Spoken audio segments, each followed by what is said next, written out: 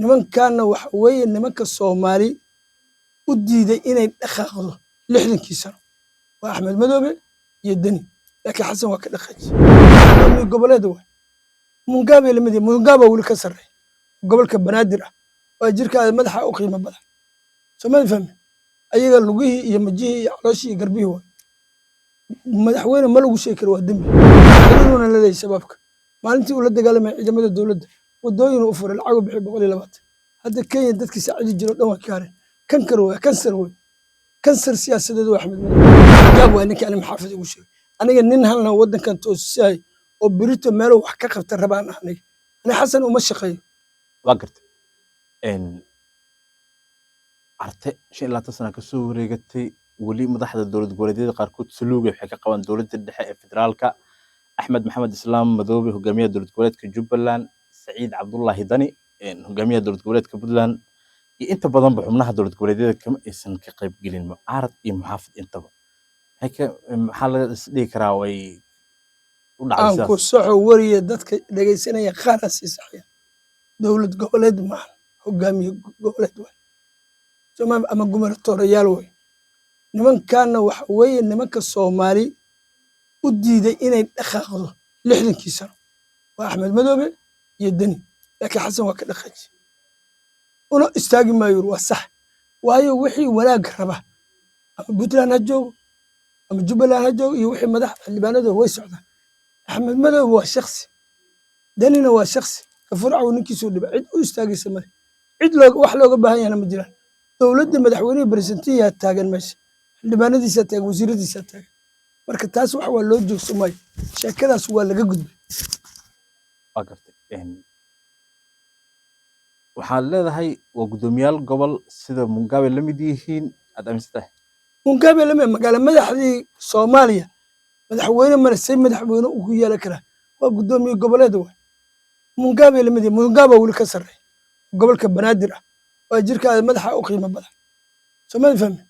ayaga lugihii iyo majihii iyo calooshii iyo garbihii waa madaxweyne ma lagu sheekay waa dambi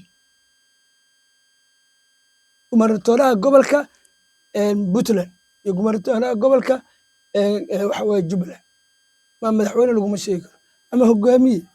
Axmed Madoobe waa iska hogaamiye siisa hogaamiye diimada ku soo galay meesha dhiigu u soo cabay wadanka dhiigana looga saari kara xog looga saari kara Axmed Madoobe baryamaya iyo inaad daroomaya talada taas waay inta wadankan dawlad soo martay farmaajo cid walba soo martay asaga lagu goynay wax kalena ma ahan kursigaas ku haysta haday wadanku hagaago walaga saaraa meesha dadku waa ilbaxaya dad aqoon ku imaanaya meeshaas wuxuu rabaa inaan aqoon ka imaan horumarna ka imaan halkaas uu ku haysto 20 mitir oo haysta 20 kilomitir oo xukuma Axmed Madoobe xiriiruna la leeyahay sababka maalintii uu la dagaalamay ciidamada dawladda wadooyin u furay lacag bixi 120 hadda Kenya dadkii saacidi jiro dhan waa ka haray kansar siyaasadeed waa Axmed Madoobe adigu muxaafid xarga goosta tahay dadka qaarkiis ku leeyihiin ana markaas soo hadashid saxa man gaab waa ninka aan maxaafid ugu sheegay aniga nin halna wadankan toosay oo birito meel wax ka qabta rabaan aniga ana Xasan uma shaqeeyo ana shaqaysanaya Xasan haddaan la shaqeyn Xasan waxa ku fadhiya kursiga dawladdu ku fadhiya wadanku ku fadhiya hadduu wadankan burburo maxaa maamula aniga si 90kii hadduu gaaro maxaa maamula meel fiican aan ku gaarsiina waa ku ilaaliyo Soomaali maxay tiraad erninkii u dhawaa lafta kala bax ninka wadankan maamulaya ana qof iyo codadayto laakiin haddii wax kale ay joogto lacag aan ku bixal door ku bixi maaniga inuu doortaa ma jirto sheekadaadu macnaha haddii aad marka hankaagu yahay inaad madaxweyne noqoto ama aad in marka qof kale oo siyaasad kugu jiro aad macnaha intaas aad eray aad u isticmaasho maxaa u aragtaa aniga runta kala sida dadka ma xantaari wariye munasir aniga dadka ma xanta runta u sheega Axmed Madoobe madaxweyne ma cid adduunka sharci walba u raadi Axmed Madoobe hogaamiye waa gobol way gubernatoriyaal firi 1960 wadankan markuu qiimo badnaa ma jirin iyo 78 gubernatoriyaal afar madaxweyne meel ka tirsan lama sheego waa qancin adduunka dawladnimada lagu naso qancin dawladnimo waxa lagu dhisaa kala dambeyn ismaqal iyo aqoon iyo sharci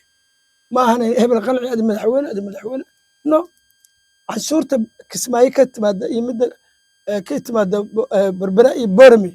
iyo berbere inay isku xirantaa la rabaa taasna waxay u baahan tahay dadku waxay u baahan yihiin dowlad gacan adag ku qabata see lagu heli sharci karaa gacan adag ku qabtaa la rabaa sharcigaa la adkeena maxamed siyaad bare muxuu sameeyey afisyooniyo taga wuxuu iskugu yeeray garsoorka sharciga haddaad waddanka ku dhaqi weysaan idinku idin qabanaa ilaa 82 sidaasay sharciga ugu dhaqaya hadda maxaa diidan marka in sidii madaxdii hore ee Soomaaliyeed madaxda maanta joogta inay sameeyaan maxaa diidan madaxweyne xasan garsoor hadda shaqaynaya dadkii qabanaya tuugadii qabanaya ninkii dila ku fakinaya shuuta hadda si fiican u shaqaynaya maxkamadda gobolka tan ciidamada midda sare waa la gaaraya si dastuurka dhiman waa la gaaraya laakiin waxay ku xiran tahay madaxweynaha jooga hadda madaxweynaha baryarti wuxuu saaray sidii shabaab looga saari lahaa waddanka laakiin sharci adag inuu saaraan sharcigaa qabanaa qof oo meeshiisa ugu tegi lahaa